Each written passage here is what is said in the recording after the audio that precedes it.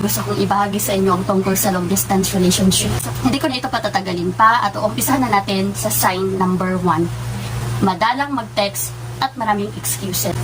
Sign number 2, inililihis niya ang usapan at hindi mo siya makausap ng matino. Sign number 3, pagbabago ng kanyang ugali at mga pagbabago ng mga nakasanayan ninyo o ng mga rutina ninyong dalawa. So dito mapapansin mo kung malaki ang pagbabago sa kanyang pag-uugali. Higit sa kanino pa man, ikaw ang nakakaalam kung ano ang tunay niyang ugali o pagkatao.